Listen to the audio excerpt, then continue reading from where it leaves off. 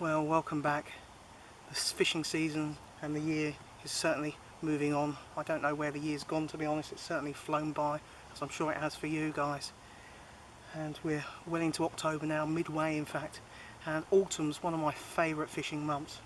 You know, you can have a very changeable amount of rainfall, still have some mild weather, just like today is. And the fish do tend to get their heads down and like to get a bit of grub inside them. It's a lovely kind of aura to the river, the actual smell and fragrance of rotting and fermenting blackberries, and kind of earthy smell. Absolutely beautiful to be out today. Now what I am doing today, I've got 2 tubs maggots and I've got another 2 tubs of lobworms. And I'm just using a Shimano Purist feeder rod with a 4-ounce quiver tip, 6-pound mainline, link leisure. I'll tell you why I'm still on the link leisure, even though I'm going to be targeting barbel and also perch. But I'll lead on to why I'm still using the link leisure. And I'm using a size 12 hook. Now, obviously not a fine gauge hook, it is a Gardner Talon tip, and it's bigger than your normal size 12, nice and strong. That allows me to also present a, a finer presentation of bait and rig, but still give me the strength to back it up should I hook into a good fish. Now, what I'm going to be doing today, predominantly, I have got a light amount of ground bait with me, as always, a little bit of birdseed in that. Now, what I'm going to be predominantly doing, catapulting and building a bed of maggots upstream and letting those float down into a certain area of the river where there's a nice steady flow and a few nicer depressions. Now, like with anything, if you're trotting, you read the flow, you can see where you can guide your float into and where exactly the bait's going to go and where it's going to present itself. And that's what I'm going to be doing with the link leisure, treating it a bit like a float, casting it into the flow and controlling it to get into the spots that I feel that there will be fish in, and I might have a chance of picking out a barbel or a perch or 2. Now, as I say, predominantly I'm going to be on the lobworms as the bait and just feeding in the maggots, light amount of ground bait, very light on the ground bait, but a very steady amount of maggots, catapulted upstream so they can drift down, hitting the current just nicely and feeding into the areas where I'm going to present the link leisure. That's the sum of it all really. 6-pound mainline just gives me that little bit of extra backup and reassurance. But you know, I've had a few decent fish on the quiver tip before, one of those being a Barbel 13.7 the other season, and that's a hairy fight, so even with 6-pound line I expect that if I do hit a barbus it will be an interesting fight to say the least. Anyway, hope that's of some interest to you. Just basically going through the different approach I'm having today. Mixed maggots, lobworms, tiny amount of ground bait with a little bit of birdseed, just a smaller amount of birdseed in it this time, and just casting the link leisure and running it through the different eddies and different areas where the current's meandering through, and hopefully we might pick up a fish or 2. At least that's the plan anyway. Just nice in reality. I always look at fishing as it's just nice to be on the bank, it's just nice to take in the setting and scenery, the wildlife, and we all do our best to pick up a fish or 2, but at the end of the day a fish really is a bonus. Anyway, I'm going to get set up, cast out, and I'll see you in a bit. Tight lines. Right, there's the link leisure.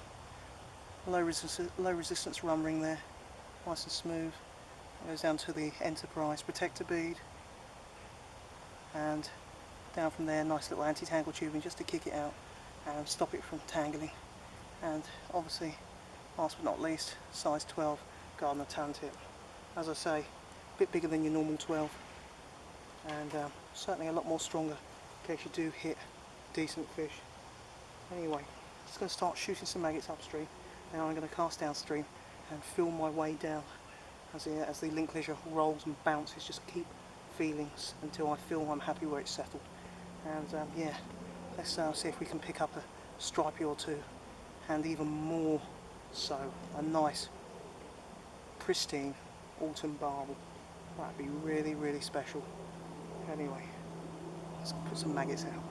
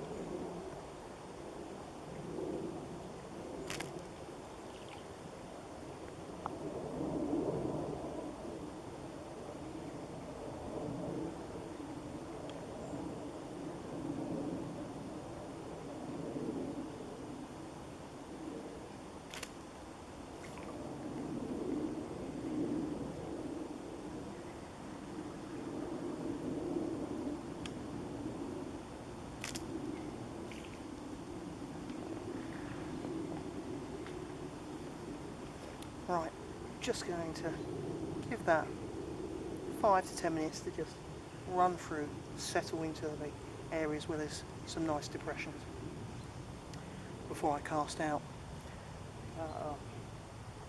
You know, it's just trying to be advantageous.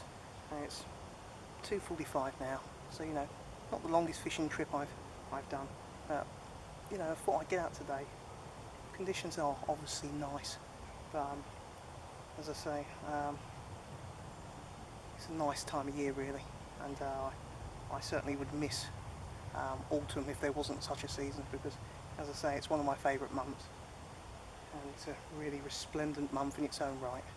And the conkers have been absolutely hammering down in between a few gusts of wind earlier on, and just dodged them a few times as they come down.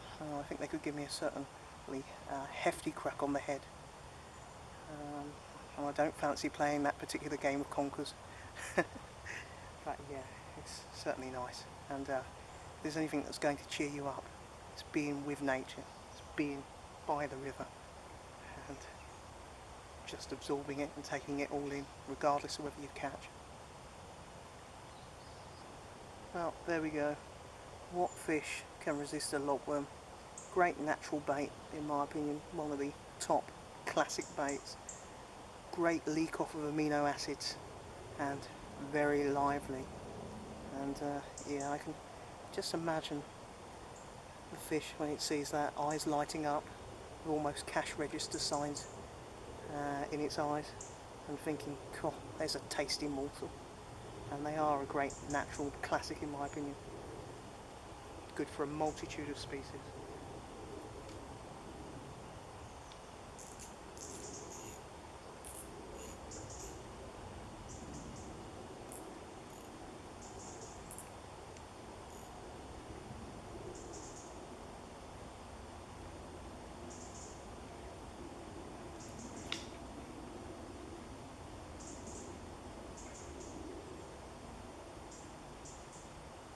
Just feeling the leisure, link leisure, just bouncing along now.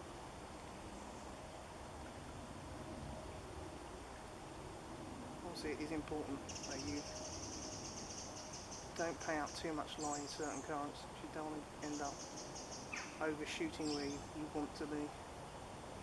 Just feeling the line, feeling where it's just rolling to. That should do it.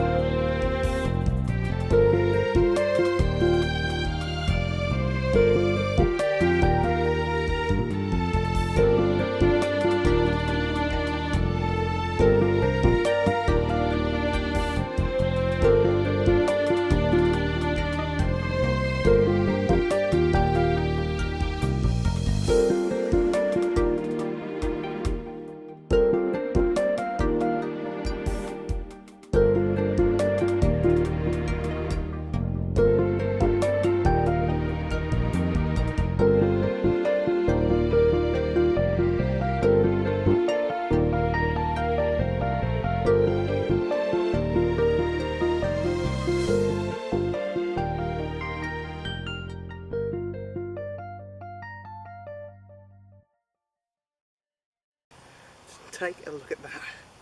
14 pounds, 4 ounces of pure, bullish, barbous, bustling river mussel. I don't know what to say really.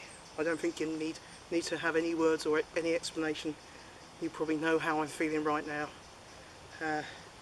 Cloud 9, possibly. Try cloud 15, because I'll be sat on that one, and won't be coming down for a long while yet. And I've been feeling quite under the weather and a bit down in the dumps.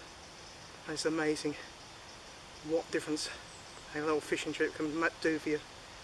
And wow, wow, wow, wow. What a beauty.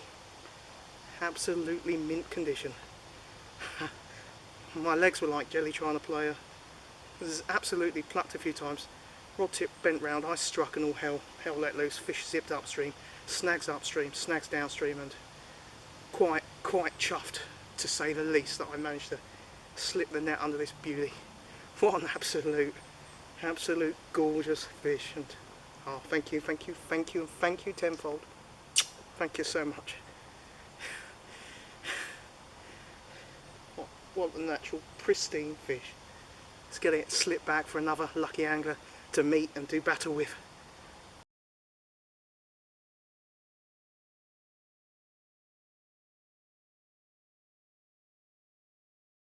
It's been a thoroughly mind-blowing fishing trip.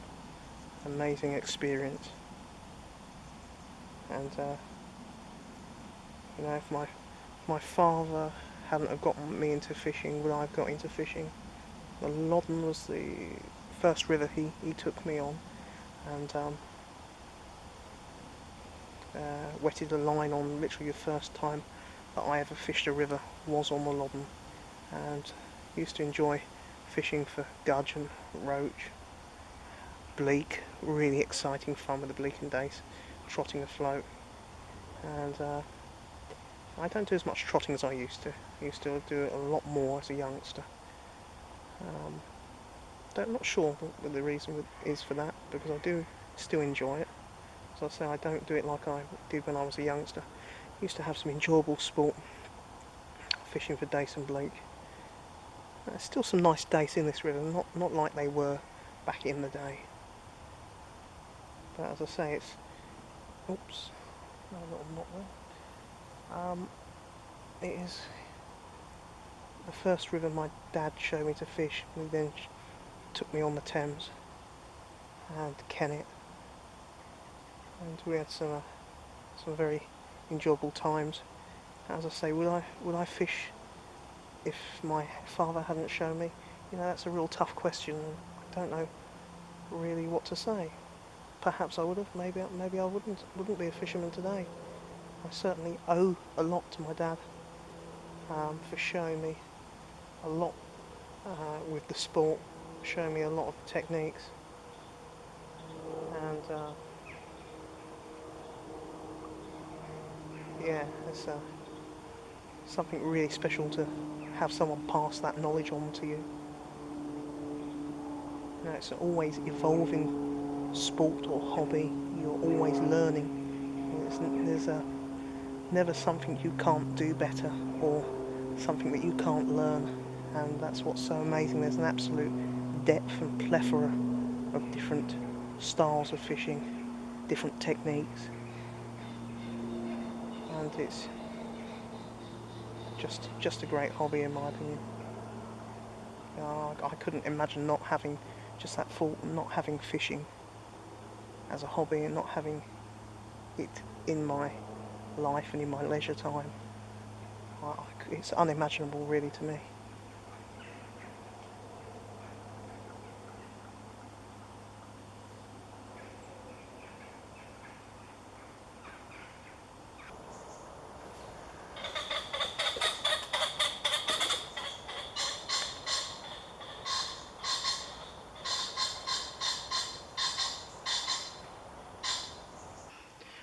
Well, I have got to be rather quick here because my battery's running very low.